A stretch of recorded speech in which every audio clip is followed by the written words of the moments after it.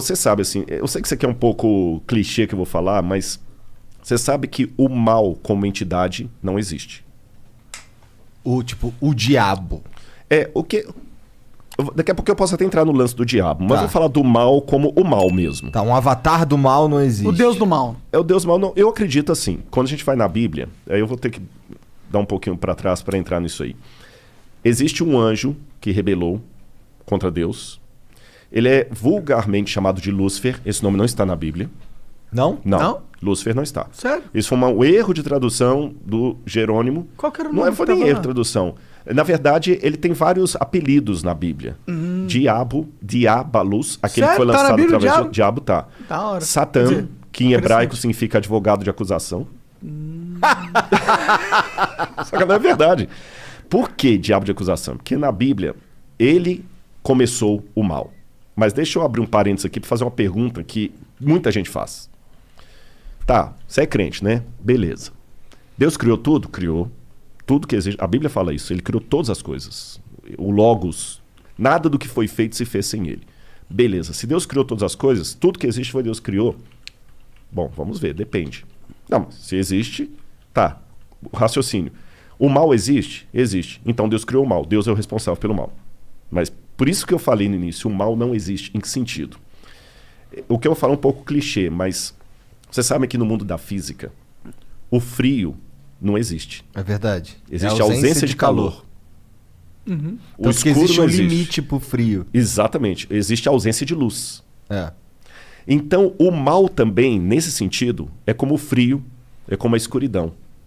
Ele não existe por si mesmo. O que existe é a ausência de Deus que causa a sensação do mal.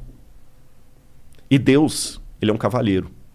Eu sei que nem todos os teólogos concordam comigo. Tem uma teologia de Calvino, por exemplo, que acha que Deus escolheu. Deus escolheu você para ser salvo, ele para se ferrar, não tem o que fazer. Calvino pensava, grosso modo assim, sem querer ser panfletário, que Calvino era um brilhante teólogo, mas nem por isso eu vou concordar com tudo.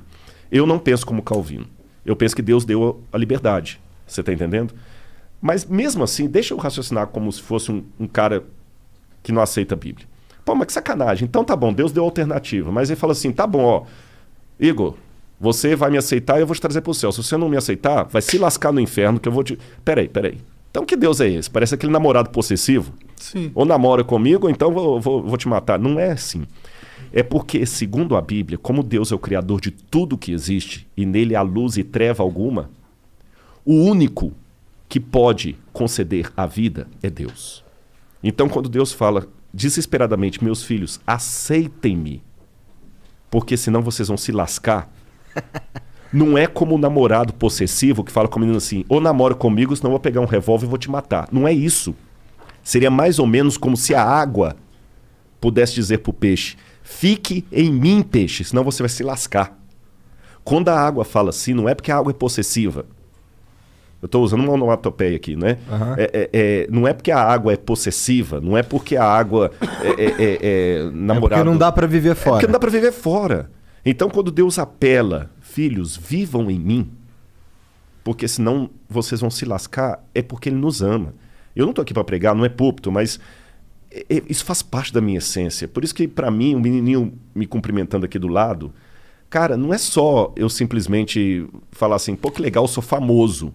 Não. O assunto que eu falo é arqueologia.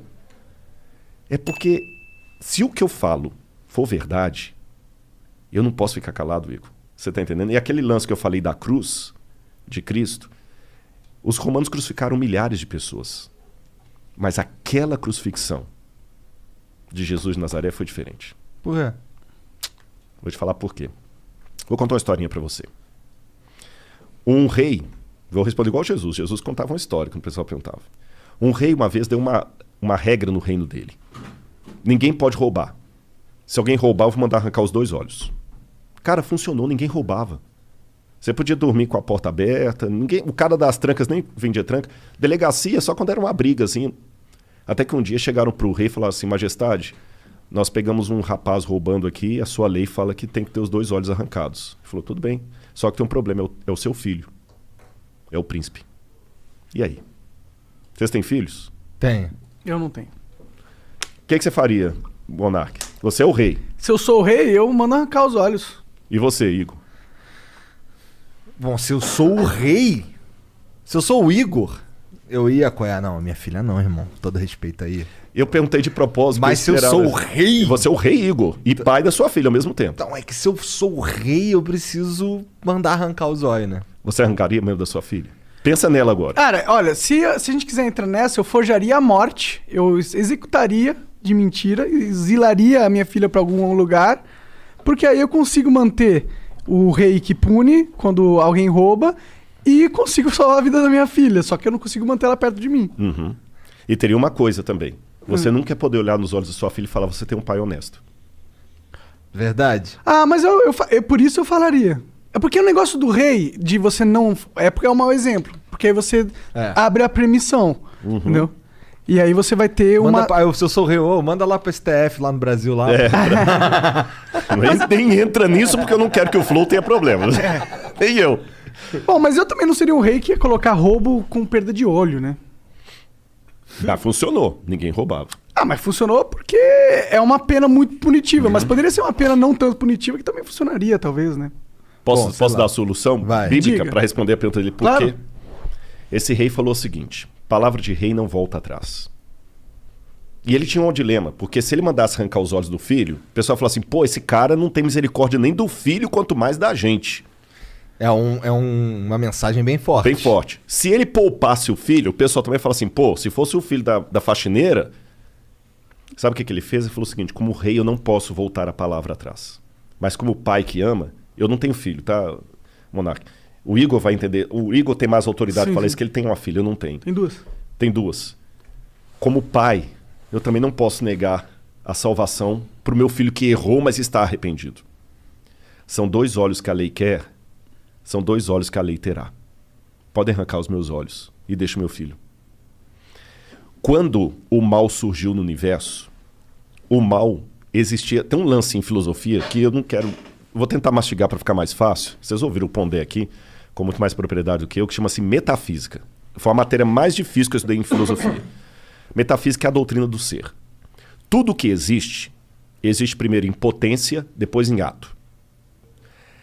Eu não tenho filho, nem o Monark. Nossos filhos existem em potência. As suas filhas existem em ato. É potência mesmo, né, Monark? Não tem ninguém... É potência. É potência mesmo, pode ficar tranquilo.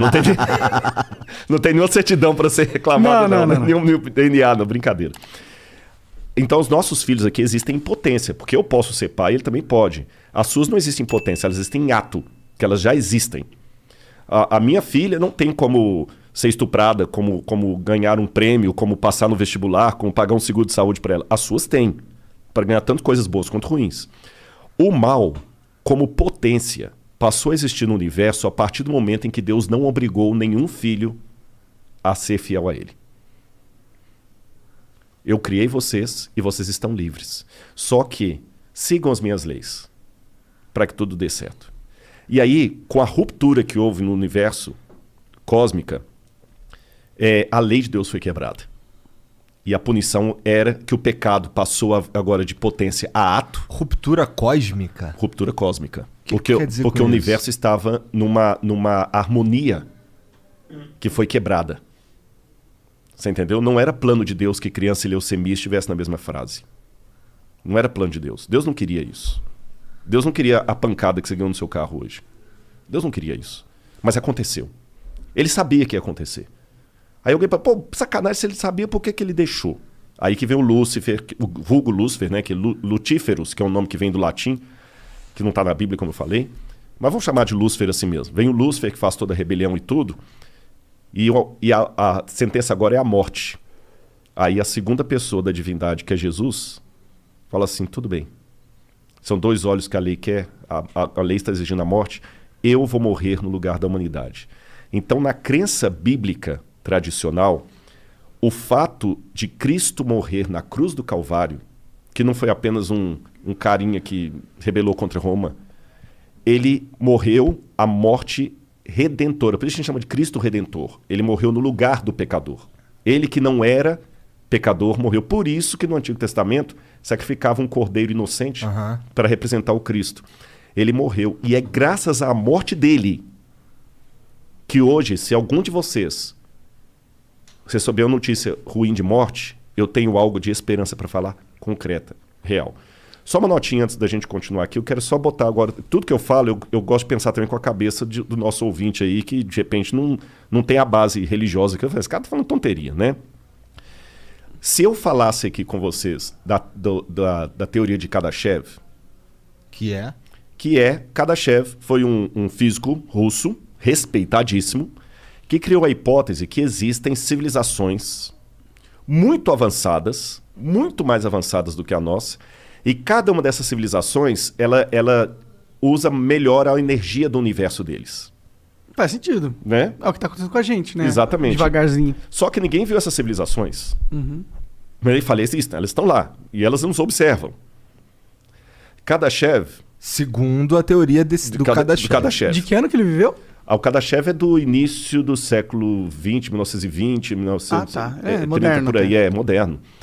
Ele é contemporâneo da época de Einstein, aquele pessoal todo lá. Entendi. Então, quer dizer, o Kardashev, quando ele coloca isso, se eu falar da teoria de Kardashev numa faculdade de física, ninguém vai rir da minha cara. Só qual que é a prova empírica, matemática, científica que eu tenho disso aí? Zero. Mas se eu falar de Deus e de outros mundos, aí parece conto da carochinha. Por isso que eu fico muito... Pô, de fato, na boa, eu fiquei muito legal de vocês terem me chamado aqui, porque vocês não têm preconceito. Você entendeu? Não tem, mas não, dependendo do lugar que eu for, se eu falar da teoria de Kardashev, que é muito, muito louca, você entendeu? Ah, o pessoal, que legal, pá. Mas se eu falar de anjo, de céu, de plano superior, de potestades, aí, né, esse cara é biruta. Então, na verdade, o Kardashev está falando a mesma coisa da Bíblia, só que numa linguagem acadêmica que todo mundo aceita. E para mim, como acadêmico, antes de ser pastor ou crente, eu falo para você, faz um sentido medonho o plano da salvação em Cristo Jesus, sabe? Faz um sentido medonho. E ele mudou minha vida, cara.